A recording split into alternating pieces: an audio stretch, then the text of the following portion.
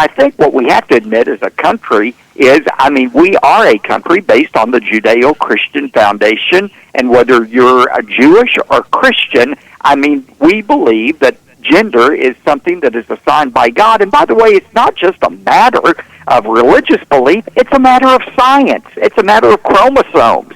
And once we begin throwing out even scientific absolutes like this, we are headed toward chaos. But I have to say, I believe, and I said this yesterday in my message, at the root of this is society's rebellion against the plan of God. That's what this is all about. We're speaking with Dr. Robert Jeffers, the pastor at the First Baptist Church in Dallas. Dr. Jeffers, thank goodness for the Lone Star State. Your governor, Greg Abbott, Lieutenant Governor Dan Patrick, among those that are taking a very vocal position here. They're saying the country is in crisis. Texas must lead the way. Governor Abbott said they're standing alongside the governor there in North Carolina. You have to be proud of your leadership there, and I understand Dr. Patrick is sometimes visits the church there. He does. When he's in Dallas, he's worshipped here often. And, there's an old motto, Todd, don't mess with Texas bathrooms. And so I'm glad that they are abiding by that principle here. And I think they're going to stand firm on this, and I hope every governor of every state will have the guts to do that. I think it's time for an all-out rebellion against this absolute tyranny of the Obama administration.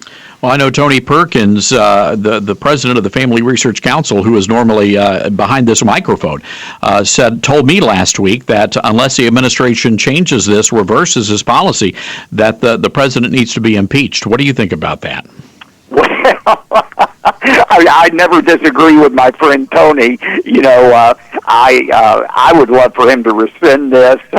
I'm not sure how much stomach on Capitol Hill there is for doing anything of any consequence, and I'm talking about conservatives as much as I am Democrats, by the way. It seems they get pretty wobbly when it comes to taking many stands. Well, you're absolutely right there, Dr. Jefferson. Let me jump in and say, for example, we found out earlier today the state of Mississippi, their Department of Education, they're going to comply with the federal government. Yeah. So it's very rare. What's happening in Texas and North Carolina, very, very rare that we see lawmakers take a stand like that. It comes down to money, Todd, and that's what it's about. And, and when states are being faced with the loss of business, they tend to fold real quickly. And I've said often the greatest threat to freedom of religion in America is not ISIS, it's the Chamber of Commerce. It's these businesses that say to our representatives, don't pass laws like that.